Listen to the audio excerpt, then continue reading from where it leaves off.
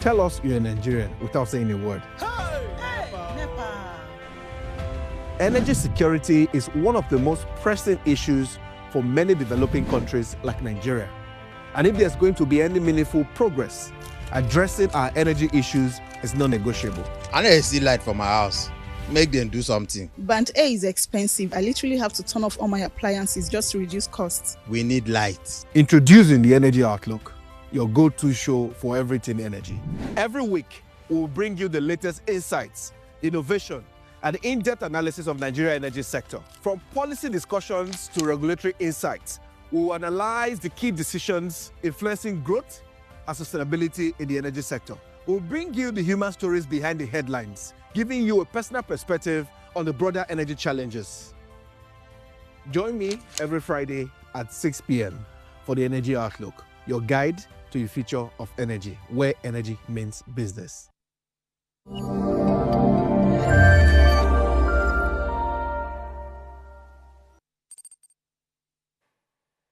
Hello and welcome to Energy Outlook. My name is Choma Kalu and I'm your host for tonight. And what we're about to do tonight, we want to shine the light, on one of Nigeria's most persistent yet overlooked issues, and that is how energy data in Nigeria's national markets is invincible. Now, you see, in Nigeria's energy landscape, data remains one of the most powerful yet most elusive tools. From power generation to oil production and gas distributions, critical figures that should, guide policy, pricing, investments are often fragmented, outdated, and in most cases unavailable to the public.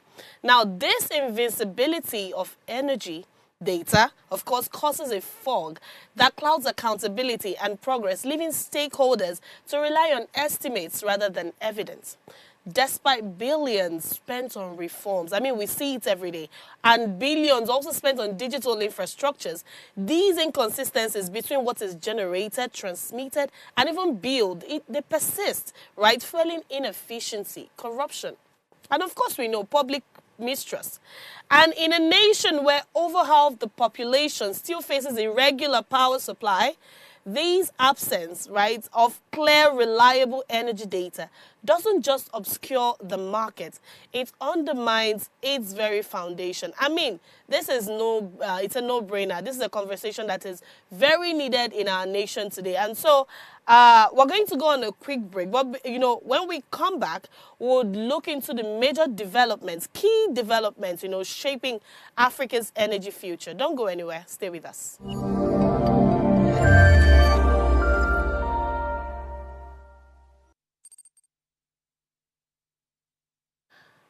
Welcome back. You're still watching the Energy Outlook. Now, we're going to look at some, major stories driving the conversations around Africa's energy landscape. And the first one I have is from PM News Nigeria. And the headline reads, "Relief for Nigerians as Dangote cuts cooking gas price to 760 kg per kilogram." Yes, 760 naira, per kilogram. Now, the news says, in a move that could transform Nigeria's domestic energy market, the Dangote Petroleum Refinery has once again reduced the price of liquefied petroleum gas, LPG, also known as cooking gas. Now, the new ex-depot price now stands at 760 naira per kilogram, down from 810 naira last week. Now, this marks the refinery's second major price cut in less than a month.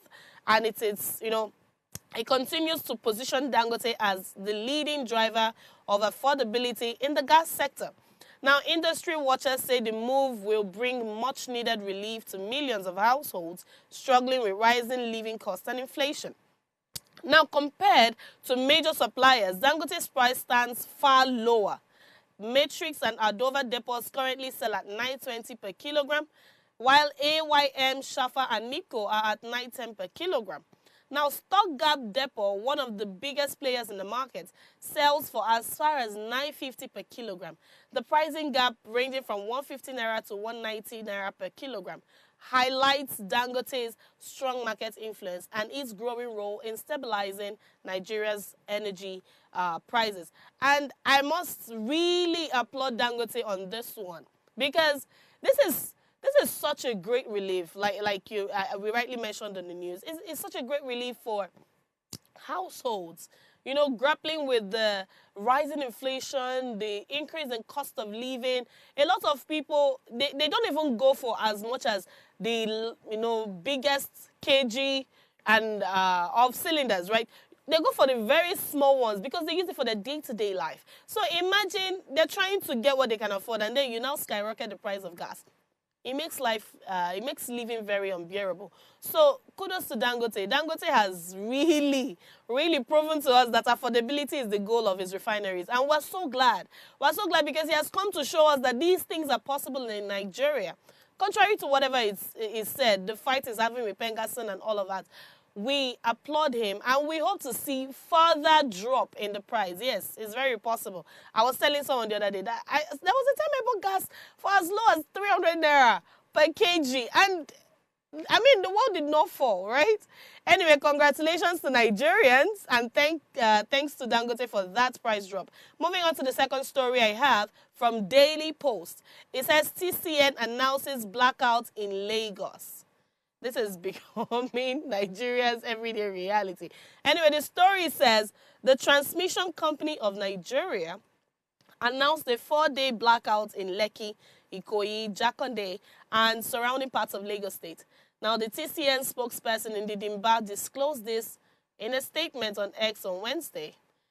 The outage, which is expected to take effect on October 11th, 12th, 18th, and 19th of 2025, would last for 8 hours daily. According to TCN, the planned outage is due to preventive maintenance of its Aja-Lekki 330 kV transmission line on October 11th, 2025, and on the Aja-Alabo 330 kV line on October 12th, 18th, and 19th of 2025, respectively. Now, the statement says, the maintenance of the Aja-Lekki 330 kV line will enable TCN's contractor to install a transformer protective system on the 300 MVA 330 132 33 kV power transformer at the Alabon transmission substation. Now, additionally, the TCN's maintenance crew will replace corroded insulators on critical towers of the Aja-Alabon and Aja-Lekki 330 kV transmission lines. The statement continues, it says, consequently, there will be an 8-hour outage from 10 a.m. to 6 p.m. on Aja-Lekki 330 kV line on October 11, 2025, and on the Aja-Alabon 330 kV line on October 12th, 18th, and 19th, 2025. Finally, it says, we apologize for any inconvenience this may cause electricity customers in Lekki, Ikoyi, Jakonde, and surrounding areas this period. So if you know that you live in these axes, you better brace up because, I mean, you're not going to have lights. That's what it means for this period of time. So if you are one that does business with lights, you have to find an alternative.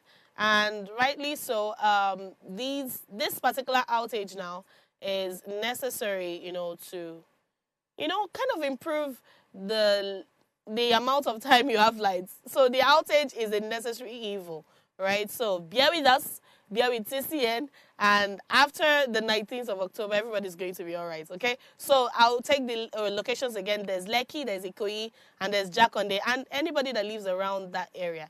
So please take note. Moving on to my third story of interest. It says, Tinubu approves 700 billion for TEDFund mini grid solar project. And you find this in Vanguard newspapers. The news says, President Bola Ahmed Tinubu has approved a sum of 70 billion naira for the implementation of the mini grid solar power project under the 2025 Tertiary Education Trust Fund intervention cycle. Now, the chairman of the TEDFund Board of Trustees, Honorable Aminu Bello Masari, disclosed this on Wednesday in Abuja at the 2025 TEDFund National Town Hall meeting, which brought together key stakeholders in the education sector, including top government officials, vice-chancellors, rectors, provosts, and representatives of academic unions. Now, Masari, a former governor of Katsina State and a one-time Speaker of the House of Reps, said the solar project is part of efforts to promote renewable and sustainable energy solutions, of course, in Nigeria tertiary institutions. He explained that 12 institutions have been selected in the first phase of the project. The benefiting institutions include the Nigerian Army University, Biu, Borno State, Northwest University, Kano, Ambrose Ali University, Ekpoma, Edo State, Alvan Ikoku University of Education, Owerri, Imo State, and Lagos State University, amongst others. According to Masari, the town hall meeting was a major step towards strengthening transparency, inclusivity, and responsiveness in the nation's tertiary education system. Now, this is another applaudable effort, but I would always say, I hope we have a maintenance culture, because this is a problem Nigeria has as a society. We don't have what we call continuity culture. We don't have a maintenance culture. So we don't look at sustainability. We don't look long-term. So this is good, right? You're putting all these mini grids, to ensure, because education and power, if you look at both of them, they work hand in hand, because students need light to actually read, pass, and then, of course, for the smooth running of the institutions, we need power. But, the problem is you put these things and then we don't check them. And in a few years, it goes down the drains, it collapses, it doesn't work anymore. And the next government that come in, they don't get to take care of these things. They don't get to fix or whatever. They move on with other agenda. And that's how this one will waste, right? So I hope as we're putting this in place, I hope we also have a maintenance culture to make sure these things keep running. Make sure these things are sustainable, for us as a nation. Moving to my fourth story of interest, and possibly my last for the sake of time. This is from Daily Post. It says, no verifiable evidence. Reps move to probe $18 billion spent on rehabilitation of refineries. This is a very interesting story. Now, the news says the Nigeria's House of Representatives has resorted to probe money spent on rehabilitations of the country's refineries. The House passed a resolution during plenary on Thursday following the adoption of a motion sponsored by Lagos lawmaker Seshi Wingan. Now, Wingan, while moving the motion, stated that the refineries in Port Harcourt, Warri, and Kaduna have remained non-functional after over 2 decades of rehabilitation, despite billions of dollars spent on them. The lawmaker referenced president of the Dangote Group, Aliko Dangote, who claimed $18 billion has been spent on rehabilitating the refineries. He said despite consistent annual budgetary allocations over the years, there is no verifiable evidence of substantial rehabilitation outcomes, representing a gross misuse of public funds and betrayal of public trust. Nigeria's economic stability and energy security are inextricably linked to a functional and accountable downstream petroleum sector, particularly following the current administration's removal of petrol subsidy, which underscores the urgent need for operational refineries to mitigate economic hardship. Well, this had to be said, honestly. This had to be said. Somebody had to say this, because I think all through last year, there was this push, there was this noise. Oh, we're fixing the refineries. Port Harcourt refinery is in full form. It's working.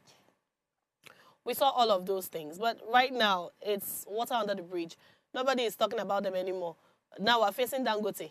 Dangote and Pegas are now fighting. Nobody is really thinking, oh, these refineries, what has... And then, yeah, if you hear the millions that have been rolled out for these things, that's what I'm saying. We don't have accountability. I mean, it still boils down to what we're about to talk about today. We don't have accountability structure.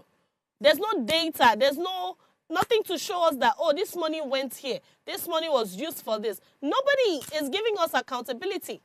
There is no published anything to tell us, oh, okay, this was what we... No, we just hear that we dished out this amount of money. Make it make sense.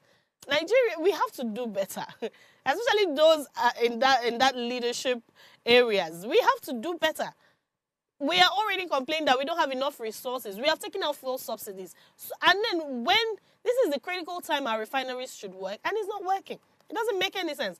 Anyway, that's all the news I have for tonight, on stories making headlines. But we will dive into one of Nigeria's most pressing and often, overlooked issues, like I mentioned earlier, and that is how energy data in Nigeria's national market is invincible. I like how we are tying all of these things together.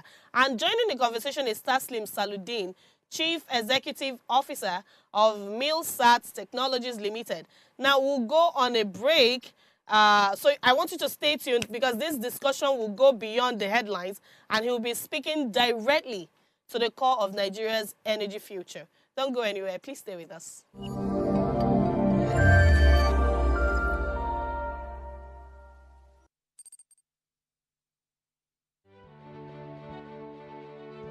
Nigeria, by extension Africa, battles a growing youthful population and with little or no meaningful engagement leaves a ticking time bomb on our hands.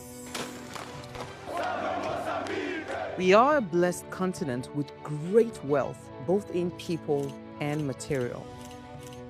Our focus on ways remains driving conversations that affects us all. Topics in the news, social concerns, politics, leadership, governance, empowerment, resource management, conflict management, finance, SME sustainability, technological innovation, food security, health, education, brain drain, our well-being, citizenship, and much more. Our goal is to continuously drive these conversations, keep them burning at the table to effect a positive change, both for our nation and continent. Ways, what are you saying, has a secret ingredient that completes the conversation every single episode, and that ingredient is you. Our past conversations shaped our yesterday. To shape our tomorrow, we must keep talking. So, I want to hear you. Be a part of our live conversations Mondays through Fridays. And let's all have our say.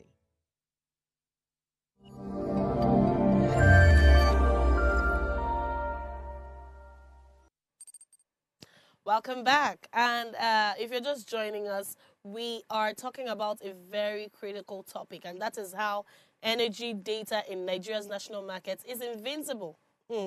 Now, with me on the program is Taslim Saludin, the Chief Executive Officer of Millsat Technologies Limited. I hope I didn't miss that. Good evening, Mr. Taslim, and thank you for joining us this evening. Yes, good evening. It's great to be here. Thank you very much. Thank you. Please, would you pronounce your surname so I don't mispronounce it next time? It's called Salahuddin. Salahuddin. Oh, I apologize. Salahuddin. Yes, correct. All right. So we are going to dive right into the conversation. So first of all, I want to understand what does energy data invisibility mean to you? I mean, in the context of the Nigerian national market. So when it comes to data invisibility, it simply means that we can't tell what's the reality on ground versus what we are having as assumptions when it comes to energy. So when you say energy data invisibility, it means that most people that are key stakeholders in energy space can't really tell the reality of what's happening on the ground versus what they have on their data for planning. That's what I understand by that context. Okay, and then why is energy data transparency so critical, to the growth and stability of Nigeria's energy sector? Why is it important? It's important because if we really want to fix a problem, you have to understand the problem from a data perspective. So you can't fix a problem that you don't understand the gaps, where it exists, and how it exists in those places. So there's a point we always make that if you don't know the where, the who, and the what, you can't really fix the problem. So this is why it's important that we understand this different perspective if we want to fix our problems here in Nigeria.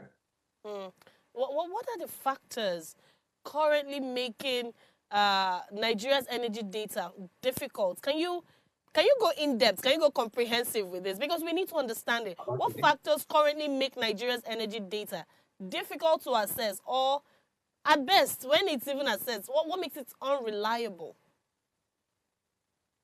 Okay, this is a very interesting question because this question applies to data as a whole in Nigeria. Data is difficult to access, and that's one reason why we started the journey at Newsat actually, is that we always find data that are hard to find across board.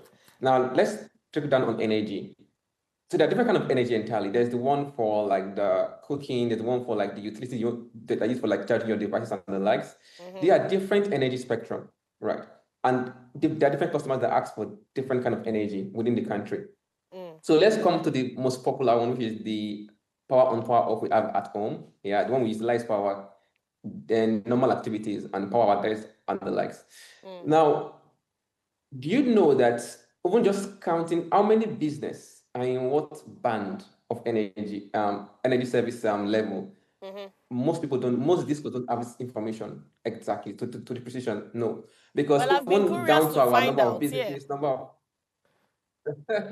yeah, so there's some interesting thing that we're working on. So I'll put that down the line. But there are some lots of different data points. Okay. First is that basically number of transformers we have, where they are situated, number of people connected to a transformer is another point of things. So we lack data about the people. We lack data about the demand across different areas. We lack data on understanding how much is being consumed by different part of the entire ecosystem. We lack data about even down to the metering and what is being done, because there's a problem that I will notice that most meters in Nigeria don't have the ability to pass data remotely to the service provider. So there's a lot of data gaps done from collection of this data to data transmission to the stakeholders that need to see it. And then we lack data that can be used to enrich it, to create like better understanding of the demography and the demand. So there's different data gap across different levels. So fixing it is a very, very serious activities that have to go across the entire spectrum, fixing it one at a time. I mean, like you rightly mentioned about this power thing, you know, but all we hear is you're in band A, band B, band C, but we don't know how they are counting. We don't know how I ended up in band A, you know. And I think that these are things that they could go transparent with, right? Because I should know at least what I'm paying for. How did I end up in this place? But then let me ask you, how does the absence of transparent data affect investment and policy decisions in the energy market? Oh, that's an interesting question. I would answer it from two perspectives. From the point great. of serial investors that want to like deploy things like mini grid or energy alternatives. Before you deploy your energy asset, you want to understand, is that place viable? Is there enough demand that will give you your ROI in that location? Understanding that data demand is the first gap, actually. You need to understand what population are there. Can they afford my billing system? If you're charging 100 naira per kilowatt hour, can they afford to pay this? So this data baseline does not exist. So most times, when we've tried to give data to like mini grid owners, what they tell us to do first is do what we call customer enumeration, where we map everybody and every asset across that particular region they are targeting. Then they use this data to form a baseline to analyze how they would deploy and what they would deploy within those communities. Then they can plan how they will serve them to get their ROI back. So assuming this data exists for the entire country, it will be a different ballgame. So investors can understand who needs what. Because some communities in the far right areas don't really need a very, very big asset of energy. They need just basic alternative that will give them just light in their homes. Some areas are industrial. So all these different parameters comes together to make the investors understand what amount of money they need to invest where and how long will it take them to get their ROI. Now, lack of these data sets will mean that they can't do a proper prediction. That's why most of them go to do this baseline research first before then analyzing what they need to invest in those areas. Yeah, that's interesting. That's interesting. But then, you know, another question that I have always wanted to ask, right, is who currently controls most of Nigeria's energy data? Who has that jurisdiction? And then how does that concentration impact public access and accountability? Let's know who we're going to hold, you know, responsible in this case. Yeah. So ideally, the disco should have the largest amount of data because they are the ones servicing the customers directly. They are the utility providers. They are the ones that distribute energy to the final consumers. So when it comes to energy data and data that relates to consumers and energy demand, discos ideally should have the highest amount of data set because they usually try to profile their customers through customer enumeration. They have the meters of each customers that have their profile on the meters. They understand how much people pay every month on energy services. So they can actually see financial demands. They can see customers spread. They can see assets distribution across the board. And I think this is also why they are able to also do what we call franchising, where they give us part of their assets to let other people run it for them and generate revenue on their behalf. So ideally, discos should be the data bank of data when it comes to energy relating to consumers. How could, to what extent really does poor data visibility hinder energy planning, pricing, and consumer trust? To what extent? I think to almost all extent because you can't really give me a pricing that fits me as a customer when you don't understand my data point. You can't build maybe a semi-rural area, a very high kilowatt hour, and then expect them to survive and pay when their average earning per month is maybe just less than $100 per month. Or let's say in Naira, let's say you're earning less than 7,000 Naira per month, and your energy demand is telling you to pay 300 or 400 Naira per kilowatt hour. That means you can't afford to, the money for feeding is what you're paying for energy, and it doesn't work that way. So energy, and so data about your customers and their ability to pay and their need for energy is critical to understanding what you must invest in a location. So there's no two way about it. You can look at the case study of mini grid providers. They do this a lot. Before they deploy mini grid that is self-funded, they do all this baseline analysis. So they know that the customer can pay them back. If not, they will run in an NGO, not really business. Right. I mean, let's take a breather, right? We'll go on a short break, and when we come back, we are going to continue the conversation. Please stay with us. Thank you.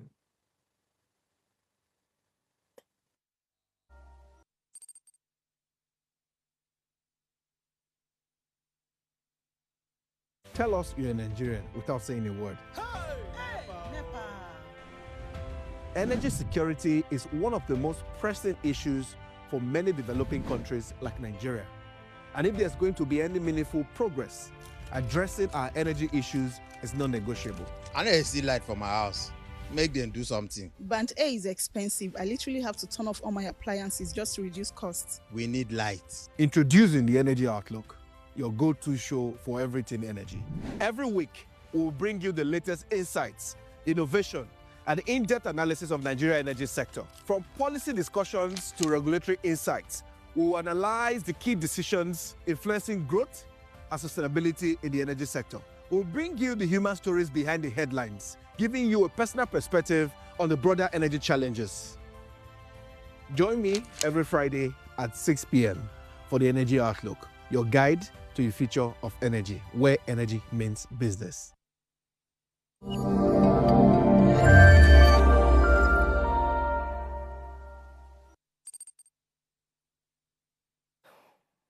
You're welcome back. And if you're just joining us, our spotlight remains on how energy data in Nigeria's national market is invincible. And with me is Taslim Salaudeen, the Chief Executive Officer of Milsat Technologies Limited. Are you still here with us? Oh, great. Brilliant. You are. Thank you for still staying tuned. All right. So I have one question that comes personal to you. So how can indigenous firms like yours collaborate with government agencies to build more reliable data systems? How can that be done? Okay, actually, it's already in the pipelines. As in the last 5 years, we've researched on different ways to ensure how to find data is collected and transmitted to those that need it in the most cheapest way possible. I understand data pipelines can be quite expensive in Africa as a whole because it's not easy to transmit information in real time. So this is why we'll spend a lot of time to research on very, very basic IoT solutions and then GIS solutions that allows us to combine data of geographical locations with energy reliability informations. With these two data meshed together, you can see insights in real time of who needs what and where it's needed, per se. And we've done this by enabling different energy stakeholders to understand different locations' energy demands and deploy their assets into them. So we are looking forward to partnering with like discos of different across the part of the country to enumerate their customers precisely and then connect the data to their assets that give them energy, so they can understand which customer uses what and how best they could serve them going forward. So this is currently in the pipes, and we're glad to say we've made some progress in that already. Well, I mean, kudos. And we hope that this thing pays out for us because yes, we need all the accountability there is. But is there a business case for data transparency? Could open data actually drive profitability and investor confidence, in the long term? Oh yeah, I like this question because actually part of our scheme is to create transparency between energy providers and the consumers actually. And then the way we do this is to expose like reliability data sets. What we did like early this year was to pilot here in Abuja, where we showed the energy consumers data about when light was restored and when it was withheld. This data let them understand if I'm in band A and I'm paying for at least 20 hours of power supply per day. That's the agreement on band A's terms. Then at least at the end of the month, I see that my average energy supply to my home is at least 20 hours, 20 hours daily per day per se. Now, if it falls below that, that means I'm paying a higher tariff and getting lower service. Now, this is where customers usually get furious because they are paying for a band A service and you're giving them a band C service. You see, this is highly unfair, but they have no proof. So what at times estates and like large companies or ask us to do is, hey, give us that data transfer so far to like transparently judge their service providers. Some service providers that are confident of what they do also use this system to show their consumers that they are being transparent and reliable. Okay, so now, I mean, it's a good work that you're doing as a private sector, as a private firm, right? But what incentives now could be given to encourage private energy companies like yours to share this accurate data with the public domain? What do you think, oh, this is going to be a pat on our back, you think you people can get to push for this transparency that we're talking about? Okay, for private business like us, for those that are into energy generation and distribution, at times this data shows that they are doing good work and they get more customers from that, actually. For those that are not doing good work, then they'll be shy of that transparency because they know that they're not doing the good work. That's the honest truth. But for other private companies that are involved, we try to do something. Take a scenario. Energy affects many other things across your customer. I'll give you a sample. We have this a customer that is in a corporate business. Now, ideally, they will charge their customers higher fee because they're paying higher cost on energy. But as they start seeing their data set, they can understand how to manage and economize this financial spend, thereby indirectly reducing the cost of what they're billing their own customer. So energy price up and down sort of affects other products demand and their pricing in the whole sense of things, actually. So controlling or generating transparency in energy demand influence many other things around the space because everybody uses energy at home, at work, everybody, and they have to pay for it. So allowing both the consumers and the stakeholders to see this data set transparently give everybody an extra edge, unless you're among the people spoiling the system that you won't like data transparency. But if you're among those trying to do something that is right, then you will see it as an extra edge for you to get to do more, actually. Some companies that innovate like solar systems, solar inverters, and portable energy solutions try to find our data to understand where to sell their solutions to who needs it. I'll give you a scenario. A while ago, we were doing some pilot across student area. We get to tell small energy solution creators, innovators, that hey, look at these areas that are prone with that are more student areas. They have power supply only 2 hours in 4 days. Do you think you could sell your solution to them to have a complementary or an alternative power supply for them? Because they didn't have this data, they could see where they could sell their new energy innovations faster. Now, this is what data transparency does to the ecosystem. It makes you understand who needs your solution faster and then get to them like way faster. And then you create the balance for the entire country indirectly. So what would you say are the biggest institutional or even cultural barriers to data sharing in the Nigeria's energy ecosystem? What would you say they are? Okay. So this is a very common problem. The first is cultural, which is what we call data hoarding. Okay. So when people hoard data sets, they use it for themselves and it dies there. They Sorry, don't share let me with butt other in. Why people. would you think? Why would people want to hoard data? Oh yes, because culturally we see data as a, let me use the word, I put my money to get data. Why should I give it to you?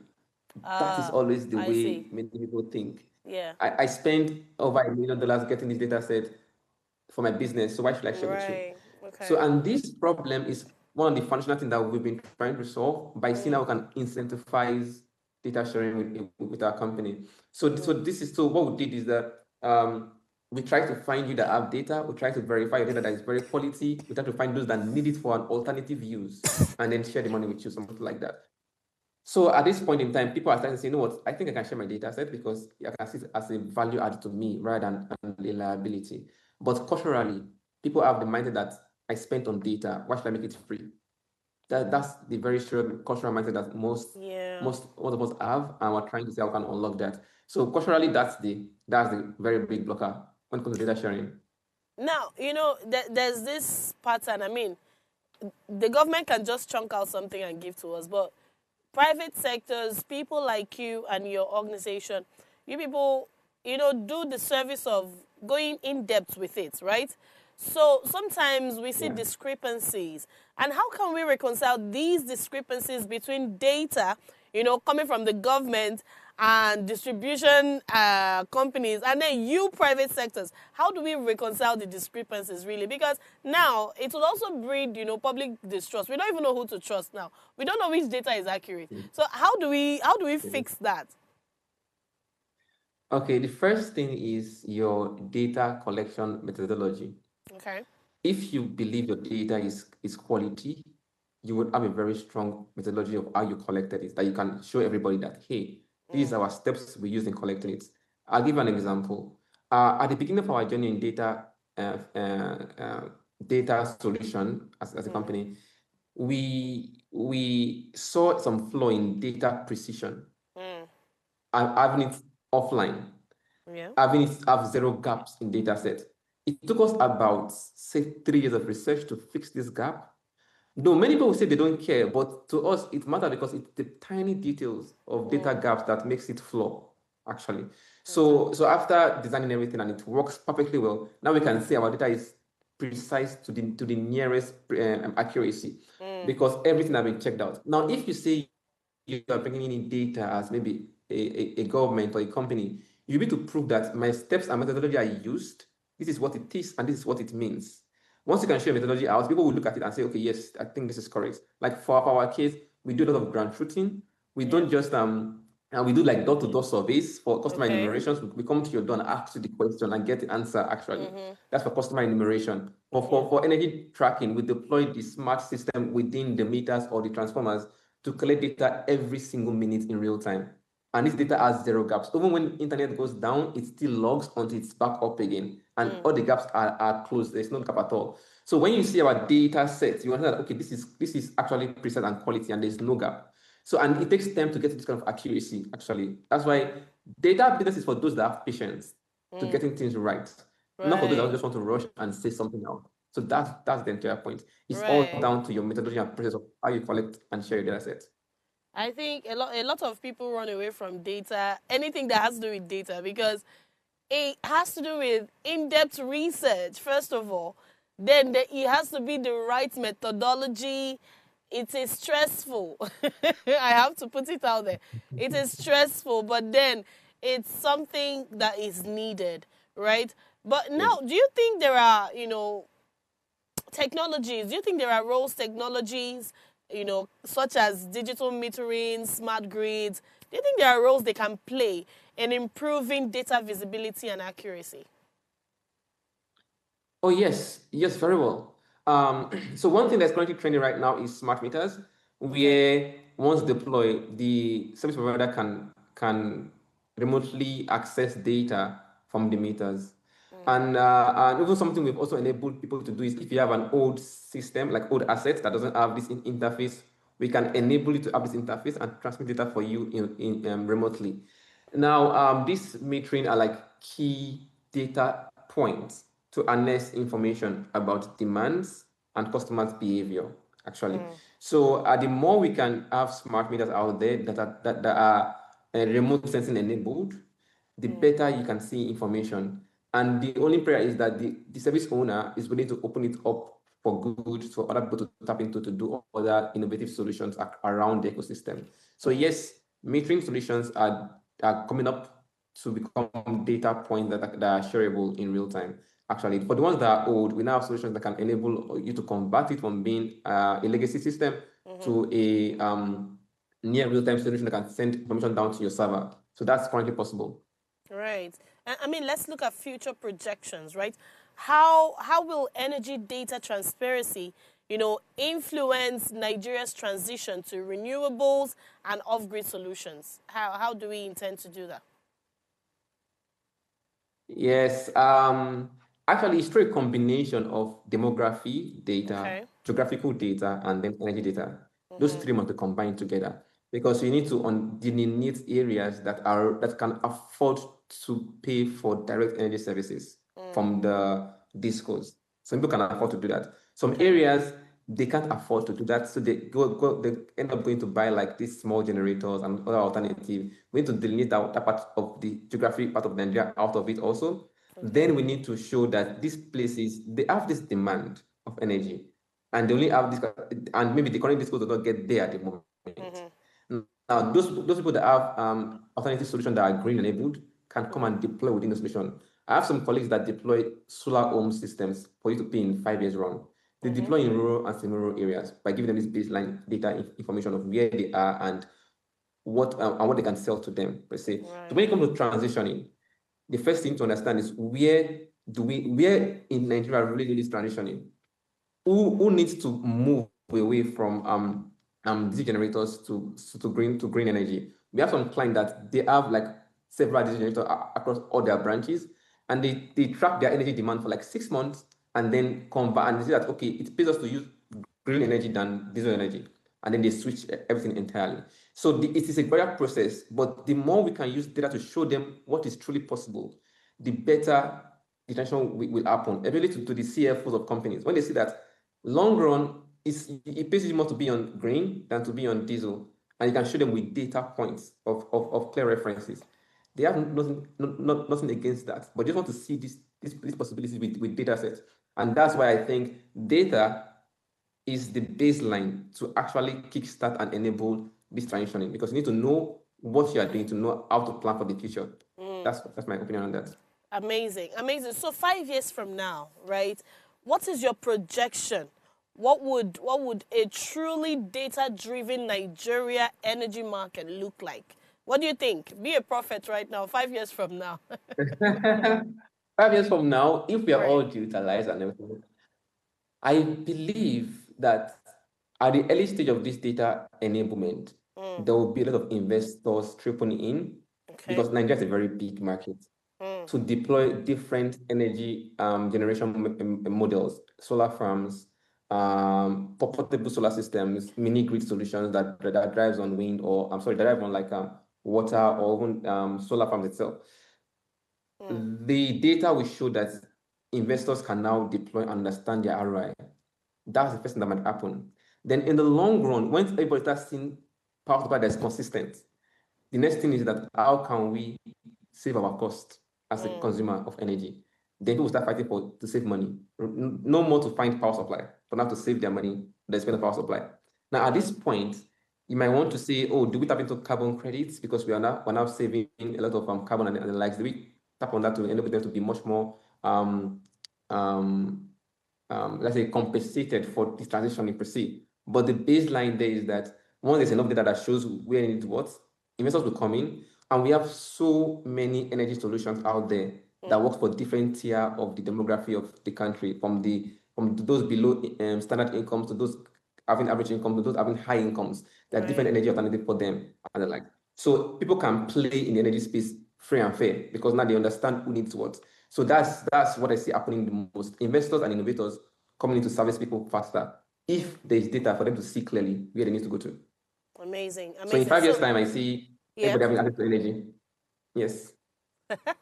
You're really being a prophet As long now, as there's right? as long as there's no policy that is going to break anybody's back down the Right, line. okay. Yes. Okay, so just before I let you go, right, what is one reform right now that you would prioritize today to make energy data, visibility in national reality in that 5 years we have projected, 2030? What one reform now would you prioritize? The reform would be that um, for those of us that are trying to enable data extraction and transparency, one thing is to have data to actually solving the problems level. Now, we could show data of what's happening, and the government might just close eye on that because maybe they don't want to look at it or something. But if maybe we say this person is being treated based on band and everything, and the government take action to action on that particular transparency or compliance level, maybe without seeing that, data is useful for me to show that I'm being treated, or give me a voice to speak out as a customer or a service provider. From this point of view, it will breed new people a particular people that want to do more data gathering and sharing, just to make the economy get better. So the reform that I would want to recommend is that the people that are meant to act on compliance and those that won't give the energy itself should be made to appreciate data and encourage those that are generating it and give them chance to generate that data set. Because some people will be like, okay, don't touch my assets, they're mine assets, don't track the energy from it. If there's a collaborative ecosystem whereby data company like ours can work with energy providers and asset managers to harness data and share anonymously to those that need to create an innovation to solve the problem, this would be a great reform to do. Much like to be much more collaborative across the government, the discos, and the private sector that are trying to build solutions. So, I mean, if I understand you, what you're saying in one sentence is let's encourage collaboration and not competition, right? Yes. And I think that affects Nigeria Yes. generally, right? Collaboration does not mean you're lesser than anybody. It's just for the greater good of the society. Anyway, that's all the time we have. And thank you so much, Taslim Salaudeen, the CEO of Misla Technologies Limited, for sharing your very, very valuable insights on this particular issue. Thank you so much, and I hope you do enjoy your evening, sir. All right, so you see, it's not very clear without transparency, right? I mean, without transparency, accurate reporting, accessible information, sustainable progress in the energy industry will remain a distant goal. It will just be something we hear. It will just be some wishful thinking generally. You see, so strengthening data visibility is not just about the numbers. It's about accountability. And it's something we've been clamoring for every single day on this channel, right? It's about innovation. It's about the power to make informed decisions that shape Nigeria's energy future. So like I said in my opening, right, let's stop doing estimates. Let's stop, trying to work with estimates instead of clear-cut evidences, And as we wrap up, let's reflect on the words of this British mathematician and data scientist, Clive Humby. He said, data is the new oil. It's valuable, but if unrefined, it cannot really be used. And I think, that's where Nigeria is. We just hear it. We don't have any other insight to it. And so sometimes we can't even use it. The dialogue doesn't end here, you guys. Continue the conversation all across our social media platforms, Energy Outlook Show, and share your thoughts using the hashtag @energy Outlook show. And for more transformative discussions that, thrives and drives impact, subscribe to Official Upgrade TV on YouTube. Follow us, like, share, comment, send the link to your friends and family. And thank you for watching. Until next time, stay informed. Remain committed to building a transparent, inclusive, and sustainable energy for Nigeria. My name is Choma Kalu, and do enjoy your weekend. Bye-bye.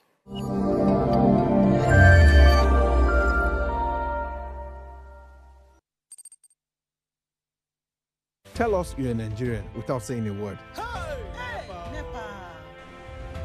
Energy security is one of the most pressing issues for many developing countries like Nigeria. And if there's going to be any meaningful progress, addressing our energy issues is non-negotiable. I need to see light for my house. Make them do something. Band A is expensive. I literally have to turn off all my appliances just to reduce costs. We need light. Introducing the Energy Outlook, your go-to show for everything energy. Every week, we'll bring you the latest insights, innovation, and in-depth analysis of Nigeria's energy sector. From policy discussions to regulatory insights, we will analyze the key decisions influencing growth and sustainability in the energy sector. We'll bring you the human stories behind the headlines, giving you a personal perspective on the broader energy challenges. Join me every Friday at 6 p.m. for the Energy Outlook, your guide to the future of energy, where energy means business.